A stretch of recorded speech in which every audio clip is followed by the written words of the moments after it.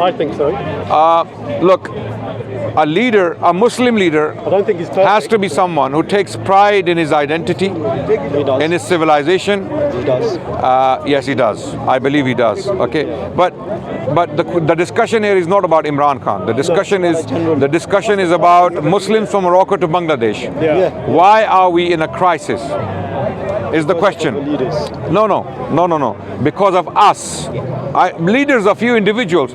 What are the Muslim masses doing is the question. Okay, why are we not able to produce leaders? Okay, if you look at the Afro-Americans and the struggle, okay, in the US history, they were brought in as slaves, they were brutalized, and the US Constitution stated clearly that all men are born equal. And then this question was raised in the mid-19th century, in the 1860s, that are the Negroes, okay, that's the term they used, I'm using the term historically, right? Are the Negroes or the black Africans or the Afro-Americans, let's say, right, are they equal to the white man? And then one of the Supreme Court judges in the 1850s, if I'm not mistaken, 1854 it was, he basically issued a judgment that this clause of the Constitution does not apply to the Afro-Americans. They are not equal to, and this was one of the worst judgments in the US history. Okay, so the blacks, they went through a lot of struggle to get where they are today, and it's still not resolved. The matter is still not resolved. There's still racism, there is still discrimination, there is still brutality against them and all that.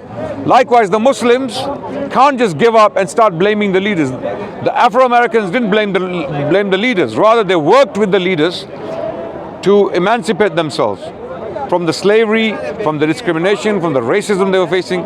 Similarly, we the Muslims, we need to start working with our leaders, those who are willing to work with us, Otherwise, create the leaders. And how do you create the leaders? First of all, the first step is to learn about yourself. Who are you? Who are we? As humans, as Muslims, what do we stand for? We need to understand our history, our civilization. What is it that we want? What are we offering to the world? Is it something better? Or is it something we need to put behind? Okay? For example, currently what's happening in the Muslim lands, none of the Muslim lands have Islam as the guiding force. They are following different ideologies, different systems.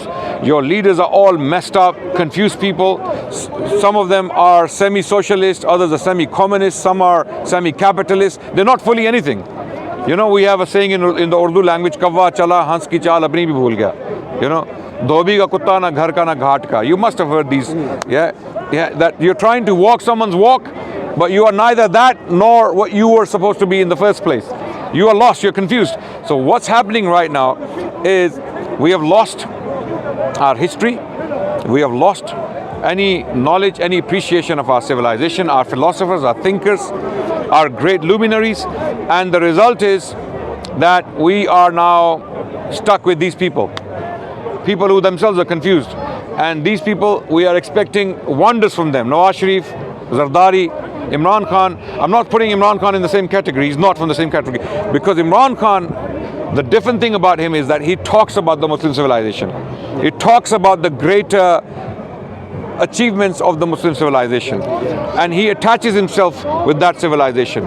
He is inclined towards that civilization. That's what I like about him. Okay. It's gone back to what the reason was for creating Pakistan. Yes, Exactly, yeah. yes, it was Islam. It was Islam, full stop. The reason Pakistan as a country was created, but from the very beginning, a huge injustice was done to the sacrifices of over 1 million people. Over 1 million people died bringing this country into being. Not properly recognized, partition. Yeah, partition. What do you mean exactly injustice? Punjab. The Punjab, you know, Over 1 million were people killed. gave their lives for it, but the injustice was when the country was taken in the name of Islam, people migrated from India to Pakistan in massive numbers for Islam. And then what happened?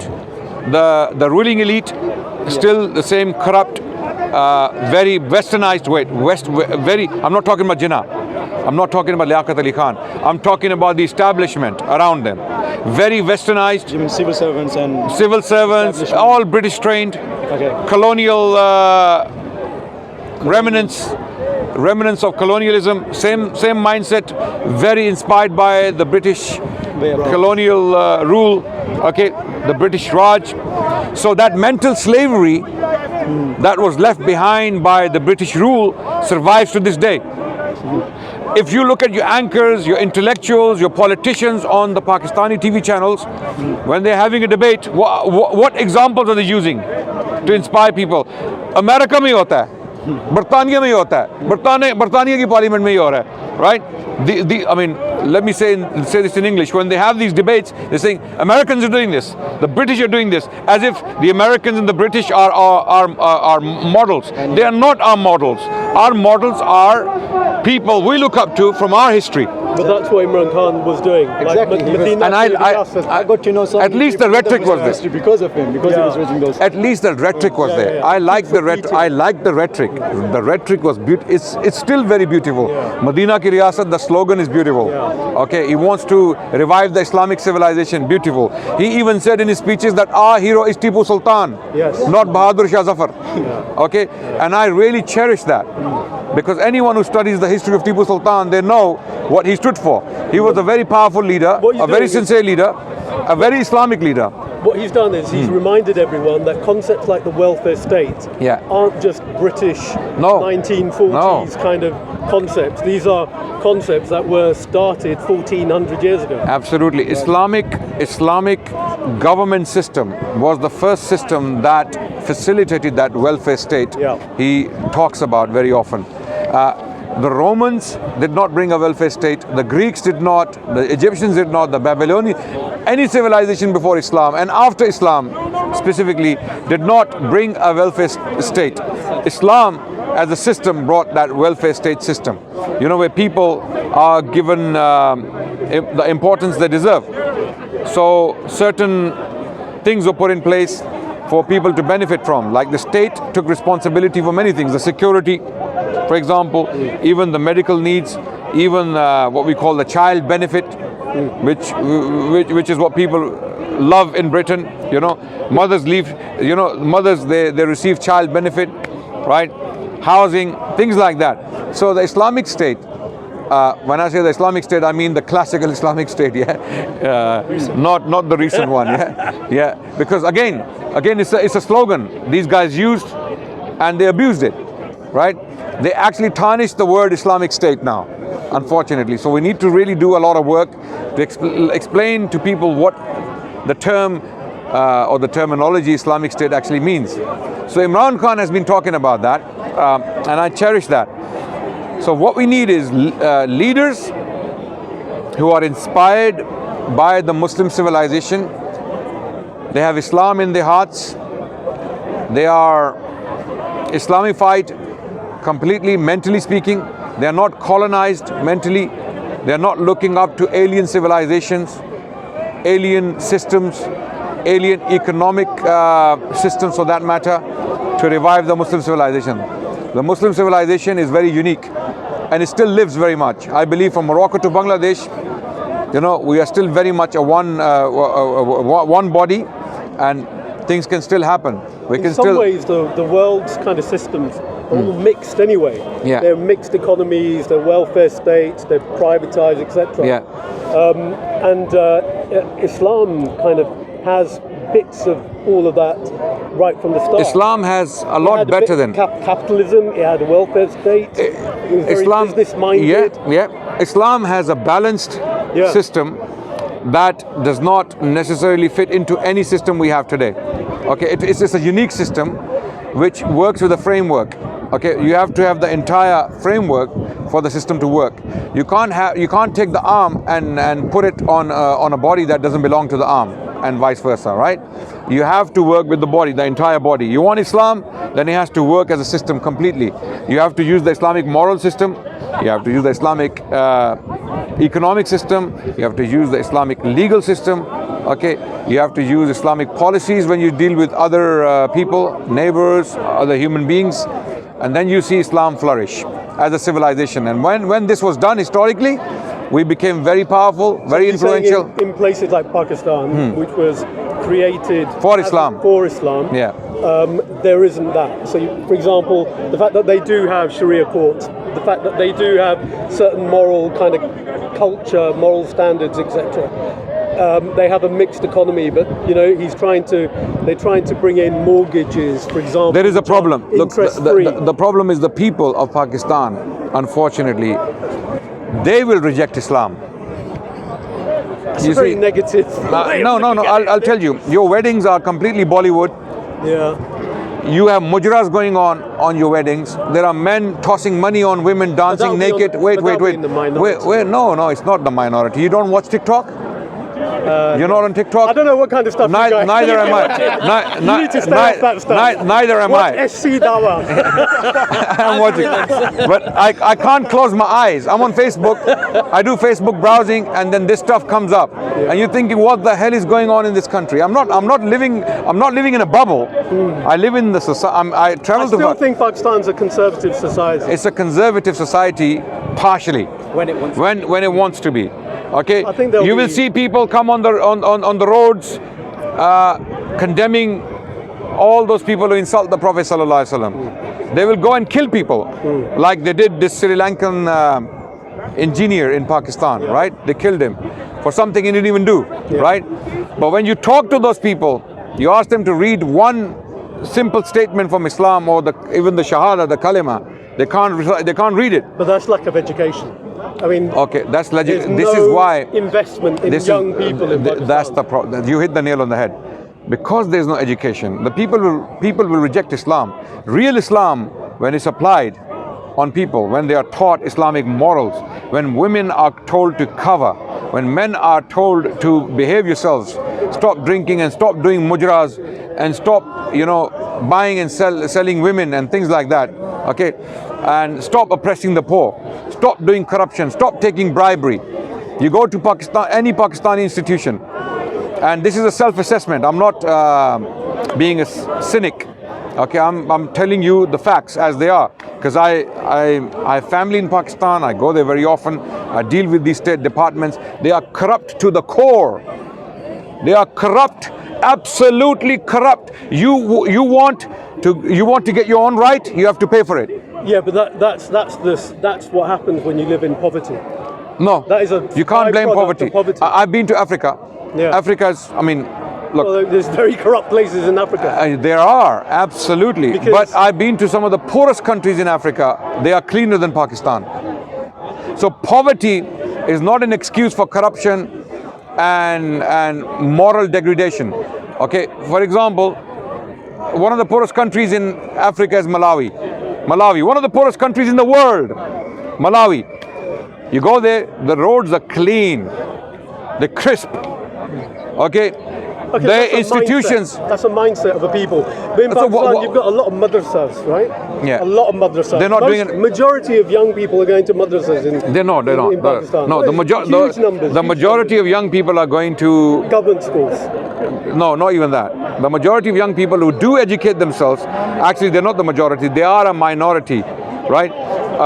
The minority, the middle class and the upper class of Pakistan, the elite, only they go to colleges and universities. But the majority of people have exposure to Islam, whether it's through madrasas or through mosques. Are you saying that there's moral degradation in a state where majority of people have access to the mosque and are constantly on TV channels seeing Islam, going to madrasas, etc.? Assalamu alaikum, Janab. Ramazan Mubarak, Eid Mubarak in advance. Okay. So is that Islam not working then? No. So Islam is not being taught as it should be, even in the madaris. I believe even the madaris need to be reviewed. They need to be reassessed, and the curriculum doesn't need to change. I make it very clear. People might think that I'm against madaris. I'm not against madaris. I am for a reform of the madaris, a reform based upon Islam. Now people may think, what is he talking about? Madaris are already teaching Islam. They're not.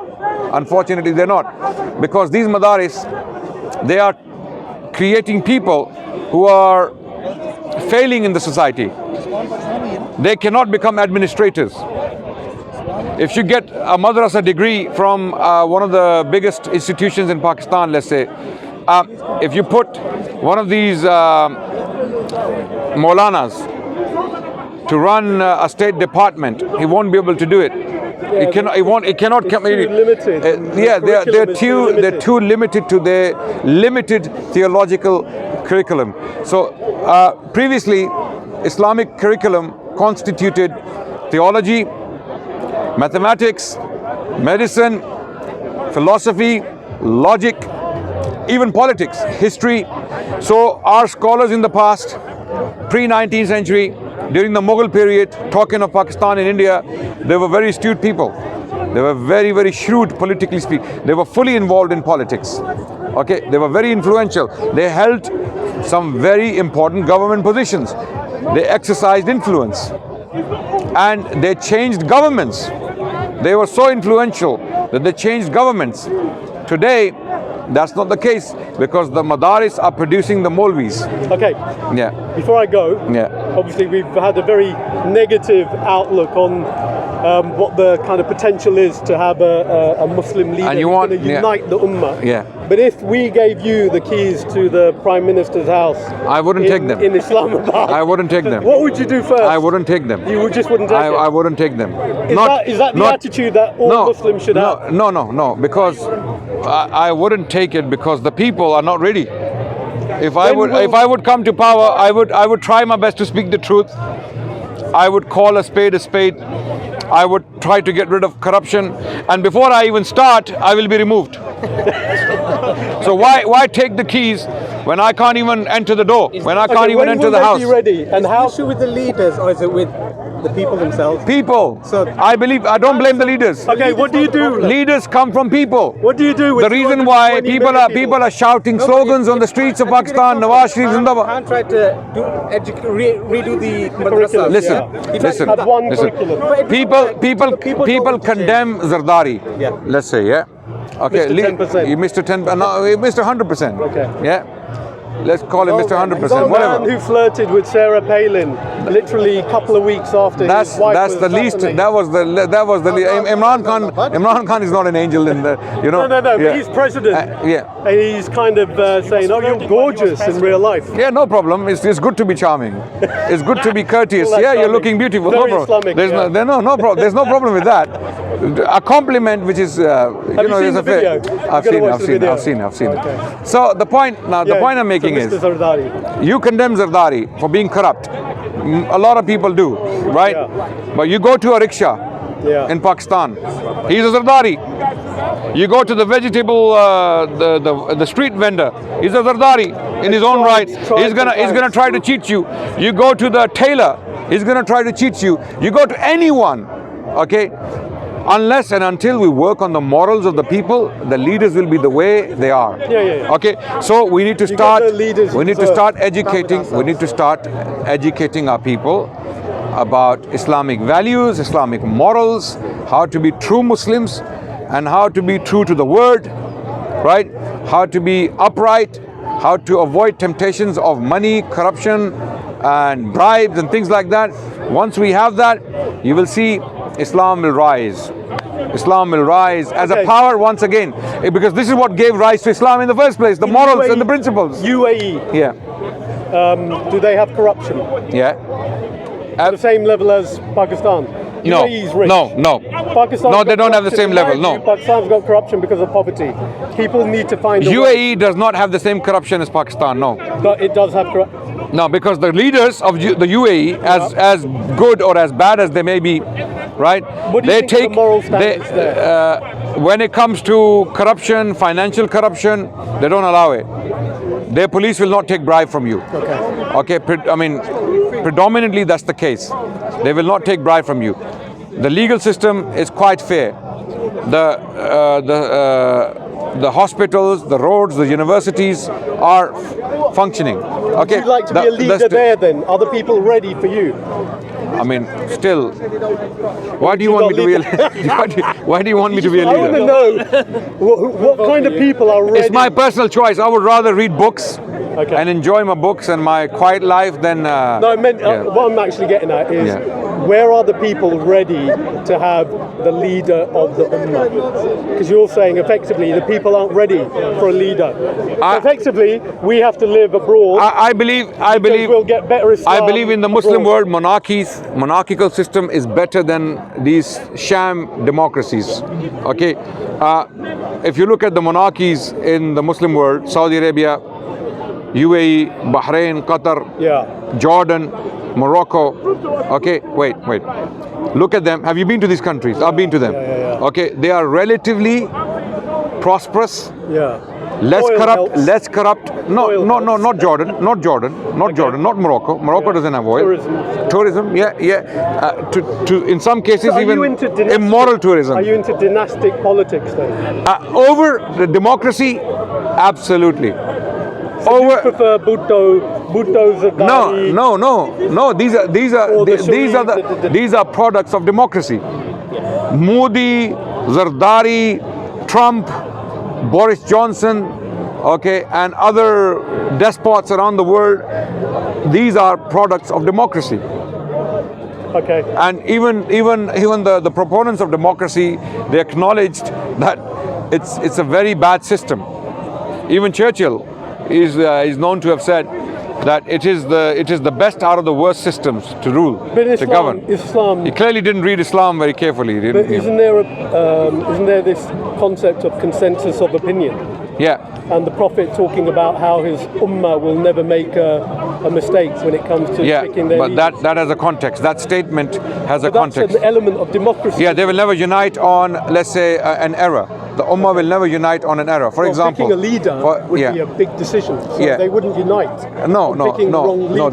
Picking a leader is not one of those things. Okay, we're talking about theology, not politics necessarily. Okay, although politics in Islam is intertwined with theology, Islamic politics is driven by theology or theological principles, no doubt.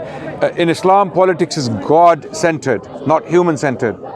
This is something that even the people of Pakistan haven't realized. Politics in Islam is God-centered, not human-centered. At the moment, it's human-centered. It revolves around human beings and their deliberations and their speculations. But we have guidance from Allah. Allah has revealed the Quran upon the Prophet. Quran is the guiding force. We must use the Quran to rule our societies. And it was the Quran that gave us the rise in the first place. The Arabs were the most deprived people in the world. Lo and behold, within 50 years of the revelation of the Quran, they become the torch bearers of one of the greatest civilizations in human history. For over 1,000 years, Muslims, due to the Quran, produced some of the best scholars, best intellectuals, best poets, best educational institutions, best economic systems, best militaries, best generals. That's because they didn't just say the people are not ready. They took the people that they had and they inspired them. So there were enough people to uphold the system. In Pakistan, we don't have any leader who has the balls, I'm sorry to use the word, to stand up and say we need Islam. Islam is the solution. You guys are all a bunch of hypocrites. You're playing games. You are playing games with all the sacrifices of over 1 million people who gave their life for Islam. Those people who were killed during the partition, trying to move countries. Okay, they were killed for Islam. They didn't die for Zardari, for Ayub Khan, or for Bhutto, or for Yahya Khan. They didn't die for these people. But the problem with your model is if you have a dynastic system, a monarchical system. No, I'm not saying. How do you pick the person who's going to lead and then his son's going to lead? I'm not saying monarchical system is perfect or it is ideal. I'm not saying that. I'm saying currently. So how do you pick your leader then? Okay, we have guidance in Islam. So you get together. We call them 220 Ahlul Halli wal Aqd. This body of scholars, intellectuals, influentials, they come together from all walks of life. We call them in Islam Ahlul Halli wal Aqd. Okay, these are the people of opinion, the people of intellect, the people of knowledge and education. They come together and they collectively choose, not the mob. If you will leave it to the mob will choose one of them to come and rule, and that will be the rule of the mob, as it is in our countries today. Unfortunately, wherever you have democracies, even in democracies you have dictatorships. By the way, there is no clear, pure democracy in the Muslim world. Would it matter then what fiqh or what sect they're from? Yes, the majority, if they are Sunnis, it has to be a Sunni. So it'd have to be a Sunni? Yeah, the majority is Sunni. Okay, but would so for a country like Pakistan, you can't appoint... Would it be Hanfi, Hanbali, anyone, Shafi? Anyone, so long as he loves Islam and doesn't impose his school of law or school of thought on others. That's it. Just rule. Okay. But who would pick him? The people. The Ahlul Halli wal Aqd. That group of influentials. Who picks them? They are chosen by... That's a good question. Who picks them? They are known in the society. So for example, not the people. No, the people. They're known by not necessarily. It can happen. It can happen that people choose them, but when they are chosen, they have to be certain criteria. Okay. You can't. I mean, look, in Pakistan, the constitution states that the one you choose has to be Sadiq and Amin. Yeah. He has to be truthful and he has to be trustworthy. Yeah. None of them, not one of them. I cannot say one member of the Pakistani parliament fits that criteria. Not one. Give me one name. No. Well, you were certified. No. You were certified. No. That's important. No, it doesn't fit that criteria. No, by that, I'm not saying he's a bad person. No. I'm saying that criteria is so strict. Sadiq, truthful. You'd have no one then. And I mean, yeah, it's very. No, you would. You just no, you would. Everyone. No, you would. There are people who can do it. There are people who can do it. So these have to be upright, truthful, practicing Muslims, right? Who have demonstrated throughout their lives that they are moral people. But this is the thing. Who decides? You see, this conversation is so interesting. Yeah. You see now, This is how we get solutions. And this is what young people will be kind of zoning in on now, because they're becoming more politically aware. Yes. Because of social media. Absolutely. They actually see. Yeah, and we need to educate our youth about. But this is where I think democracy is actually quite important. When I say, I don't care what you call it. You can call it democracy, or you can use an Arabic word for it. But I think if people, because people will know, people can see through the lies. You see, and ultimately, Islam. If you control the media, then yes, you can control people as well. Yeah. And you can make them vote for the wrong people because you're not giving them the truth. You do need education, and you need a free media. You need to be able to see everything. No, we don't need a free media. No. No, you need social media. We need a moral media. Because hold on. That's controlling. No. There is no such thing as free media. It doesn't exist. No, but for example, at the moment, let's bring it does not exist. Example. Yeah. You got Geo News who are blatantly lying. They're not free. But they're taking money. Lying. But what we can do is we can just switch over to ARY. Yeah. Or we can go onto social media and actually look at certain individuals and see what they are saying, right? So all of a sudden, the people have got the information. Look, I'll tell you what will happen on free media. Free media, if you say absolutely free media, which doesn't exist in the world, it doesn't exist anywhere in the world, okay? And it can never exist. It will never exist. I'm saying this very responsibly.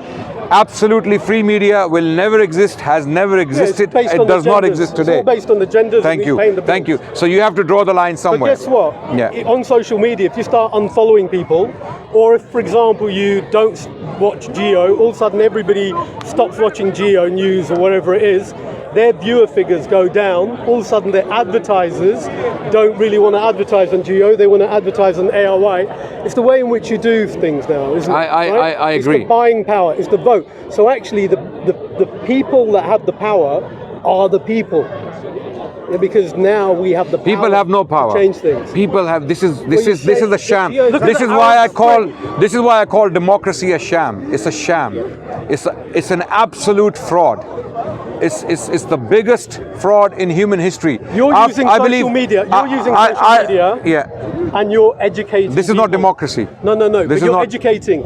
You're providing people like me and others who are not finding it anywhere else. You're able to search it on the internet, and now you're getting that information, which you wouldn't otherwise be able to get. So we're a much more educated, informed people than we were even 20 years ago. Yes.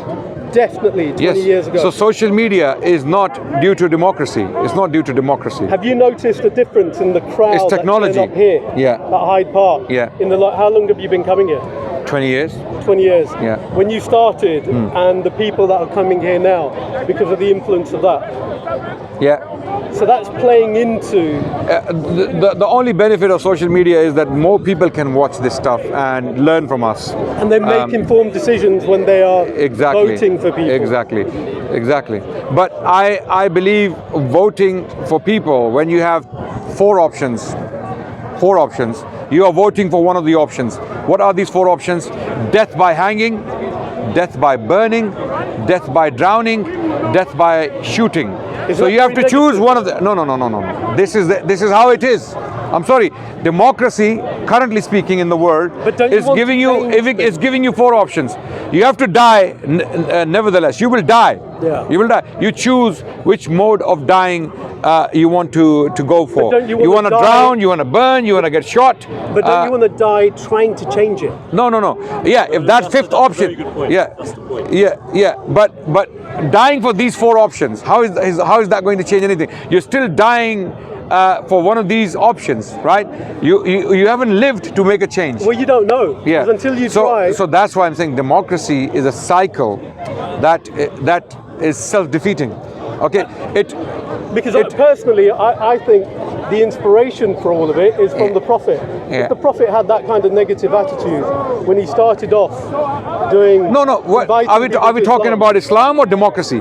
Because both are not the same. No, but it's the same concept. No, it's not. No.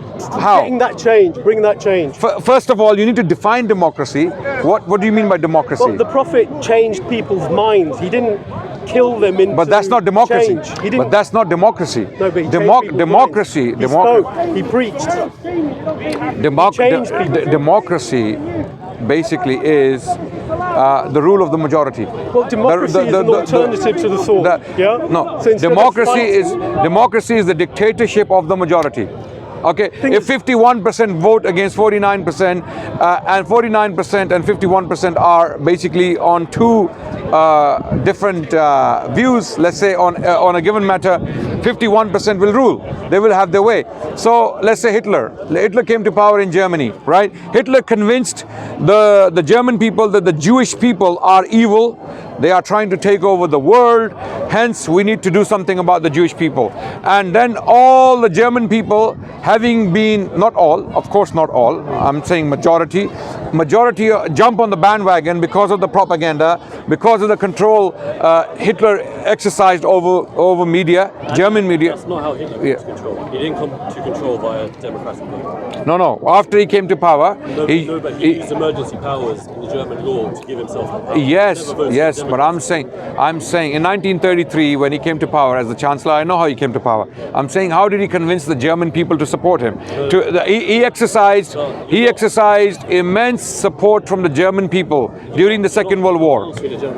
He's saying, correct me if I'm wrong, that your Prophet gave people the confidence to believe in him and in your faith by convincing them, right? Yeah. He talked to them, he convinced them peacefully, which essentially is democracy. He convinced enough people where the people then supported him. He didn't enforce anyone into supporting him.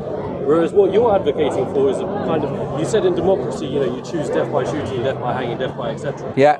The thing is, in democracy, I agree, you might not necessarily have great options, but in your system, you enforce death by shooting. No. You don't give the option. No, we don't. Death is not an option.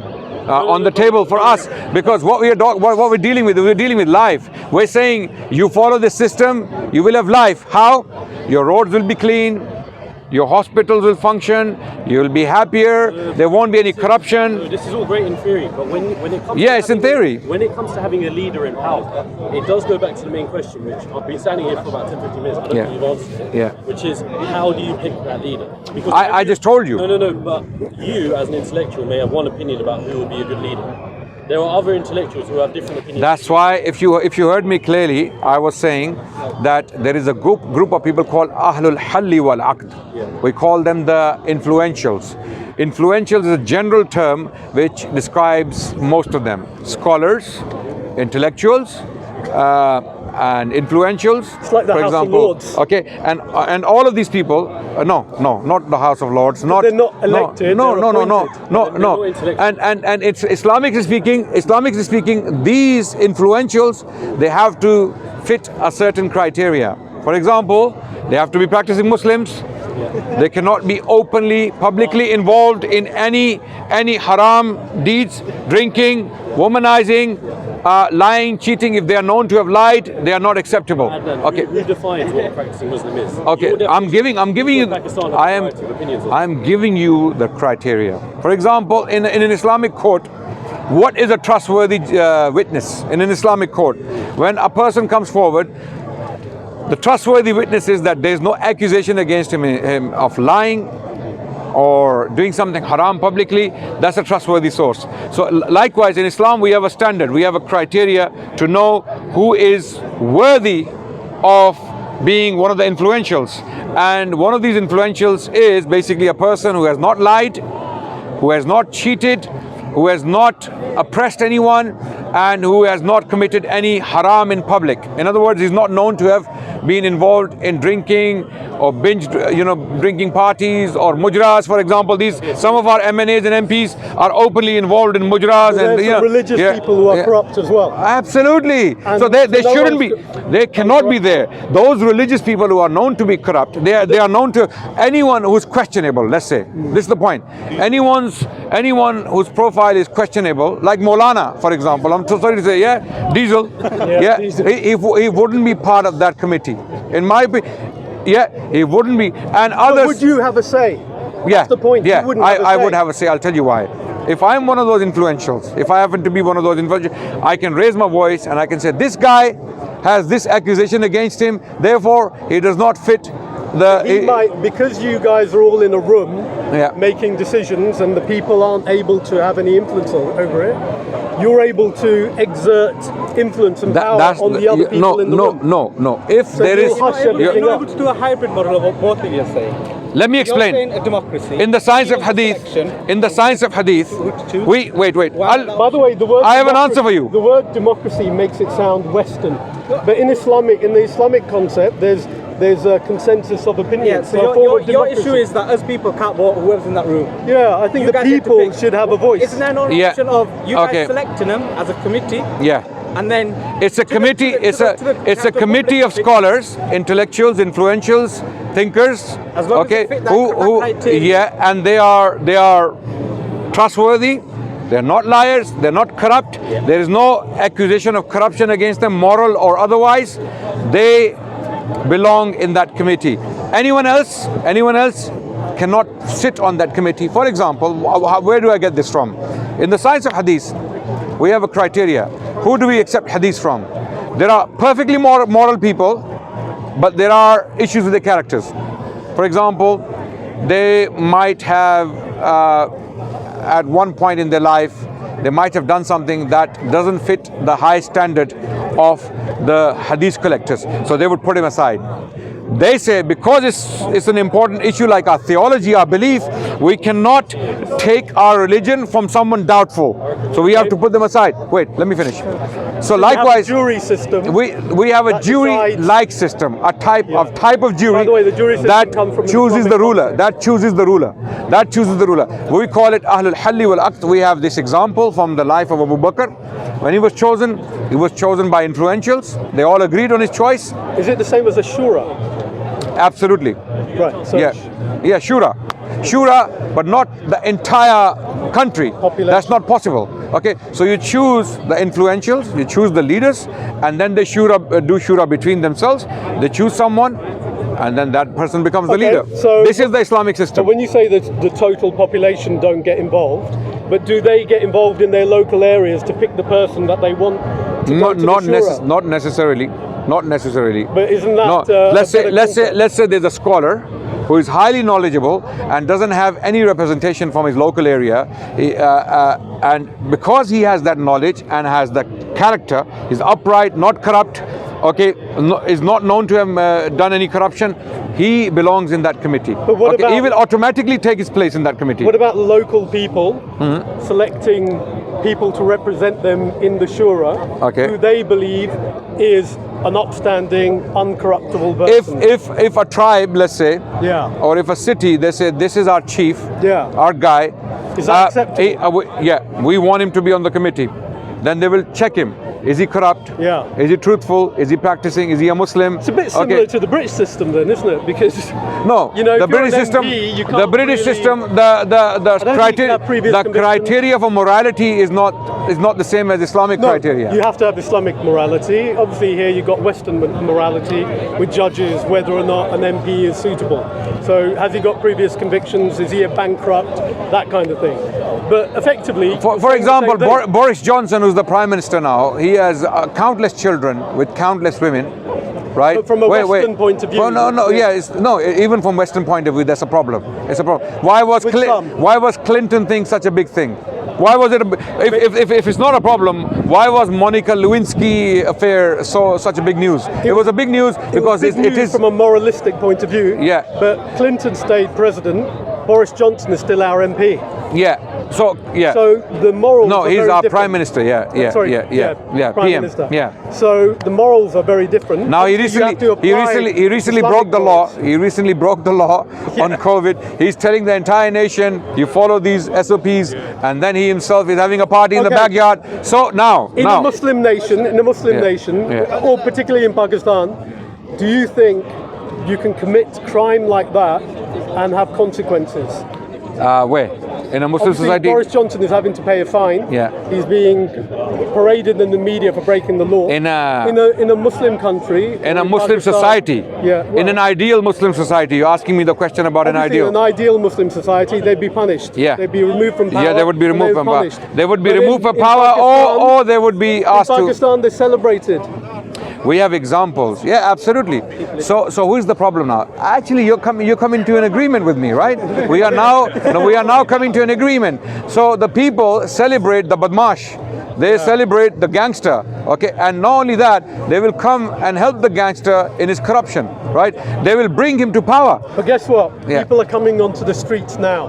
Because they're seeing it for what it is. People power. This is why. People power changing it. This is why I like what Imran Khan is doing. He is awakening the people. He is waking people up. That hold on a second, you can change things. Now, when he said in Karachi that you are becoming a qawm, you are now from a mob, you're turning into a nation, right? Because previously Pakistan has been a mob. Listen, and it's the rule of the mob. That's the best line. You're turning into a nation. And on that basis, I think we agree. We agree. And we agreed. But I still believe very strongly, with firm conviction, that I have a history of 1,000 years in my mind. Okay? And I'm not willing to give that up for new experiments with different ideologies and systems, when we have a system that works to the original. So we need. And what I'm saying is, not even that. The law of Islam, the moral system of Islam has to be applied. You have to educate the people now. The reason why you're hungry, the reason why you're starving, the reason why you're starving, the reason why you don't have your rights. Can I just leave you with one thing? The jury system. We just talked about the jury system. Thank you. The jury system is regarded as a British concept. Not necessarily. Well, it dates back how many hundreds of years? Right? It comes from the Islamic system. That was, and they discovered it during the Crusades. So the Islamic system was that you are judged by the upstanding people within the community. You judged by your peers, a group of people. Right? So during the Crusades, they learnt about that, and they brought it into the system, judicial system here. You know, over here, that system is not Islamic, by the way. No, but the jury system, right? The jury system is not necessarily Islamic. No, we have the court system where the judge. Can I just also mention?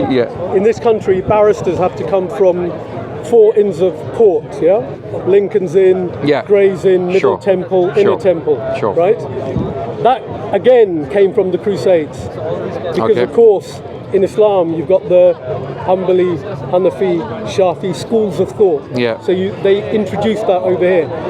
The point that I'm making is what Imran Khan was doing is harking back to the Medina period and taking concepts out of that and trying to bring it into the Pakistani society and reinvigorate it, not reinvent it. I agree with you. And bring it to the masses. The slogan. And that's why he's very repetitive. The slogan is beautiful, but it has to materialize. So when you say Riyasat-e-Medina, the Riyasat of Medina or the state of Medina has to materialize, not only in words, in also practice. So what's take the steps. You gotta take the steps. And the first step is the slogan. Avoid. Thank you so much. Thank you so much. Sorry, I can't hear you. No problem. Just no problem. Sorry, you were asking. Yes, go ahead. The people themselves have a responsibility to step forward towards the Medina Riyasat. One person can't just say Medina Riyasat and it's going to happen. As my understanding is, the Prophet was invited to Medina. So that's why. I respect you. I watched your videos and you are very good at history. I saw the videos. So I'm not in argument with you. No problem. To clarify some I agree with you. I agree that people have to come forward to take the position if the wrong people are there. Okay? So we need enough good people to come forward to educate the masses so that people can realize where they have gone wrong. The reason why they end up choosing the wrong people to come in power is because they themselves are corrupt. So we need to work on the people, at the same time create a group of leaders from those people, right? So we need to work on minds. We need to start investing on minds. What we do is, as the Muslim community, we raise a lot of money. We raise a lot of money every Ramadan. It's the month of Ramadan. Muslim community in Britain is giving hundreds of millions of pounds towards charity, in zakat, in sadaqah, towards Syria, towards Gaza, towards Yemen, towards Afghanistan, towards other causes. Hundreds of millions. Okay, what happens? This money goes to charity causes and it helps the people, no doubt. But even if we were to invest 10% of that, forget 10%, 5% of that, in creating leaders, investing in minds, educating those leaders from Morocco to Bangladesh. Let's say take 10 people from Morocco, 10 from Algeria, 10 from Libya, 10 from Tunisia, 10 from Egypt, 10 from Syria, 10 from Saudi Arabia, 10 from Pakistan, Iraq, Turkey, India, Bangladesh. You have about 200 people, Muslim minds. Send them to universities. Teach them Islamic theology, Islamic system of rule, Islamic governing, okay? And then let them go and work in their respective lands. You will see the change. You will see the change. We are not even doing that. Without a doubt. We're not doing that. We need to invest in our leaders, in our youth, in our future. So how are we investing? We are sending money to build houses in a war zone, to give food, hot meals, medical aid, things like that. So we are trying to resuscitate a severely damaged body which may die. Okay, what we need to do is we need to start working on healthy people and make them healthier so that they can come and protect those who are vulnerable, right? The reason why we have so many catastrophes and so many problems around the world as a community is because we don't have enough leaders, enough shepherds to defend us and our cause. So that will only happen when we invest in leadership. We need to invest in institutions that actually create ideological leaders, ideologically driven people. You know, when you have a leader, You have a fine line of nepotism and other factors being involved in creating the institute in the first place. How do we overcome that? You will always have abuse. put 5 to, you know, when businessmen make a plan, they always have the collateral.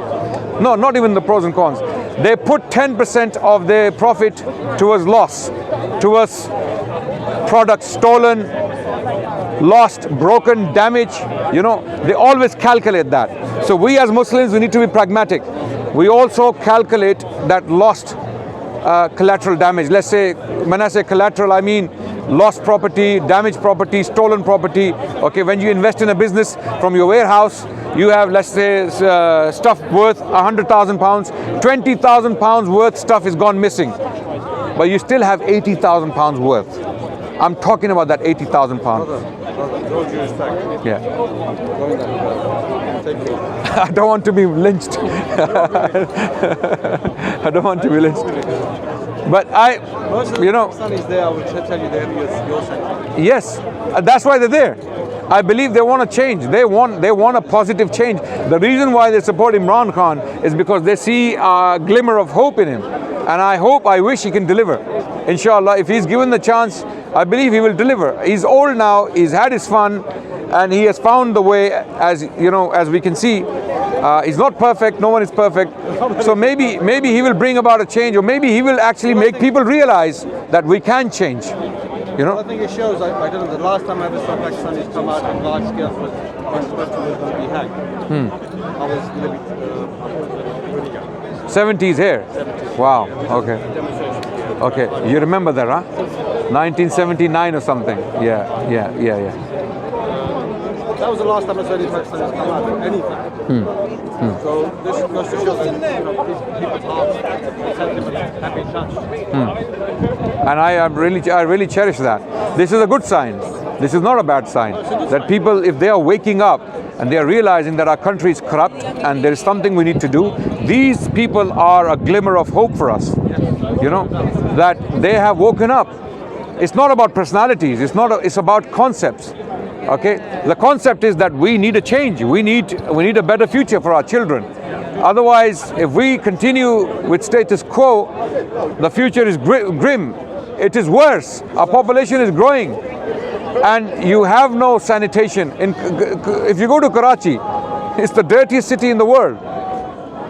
How can it be? I mean, the people of Pakistan. The cleanest people there. Someone I saw a documentary not so long ago, and he stated that there was a time when the Muslims were the cleanest people on this planet Earth. Because the wudu we did everything else. You know, in Europe.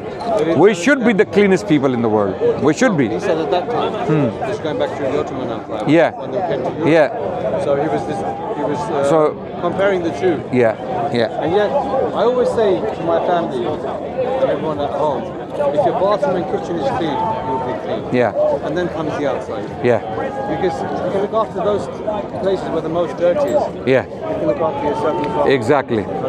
Absolutely. I agree. I think, they needed someone there like you. There's a lot happening there, so I'm not needed there at the moment. My place is in a university or in a place like this where I can get my voice out. Yeah.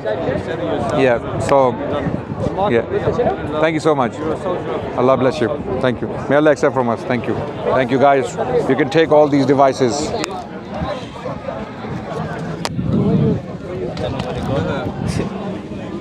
seen on one of your videos about history.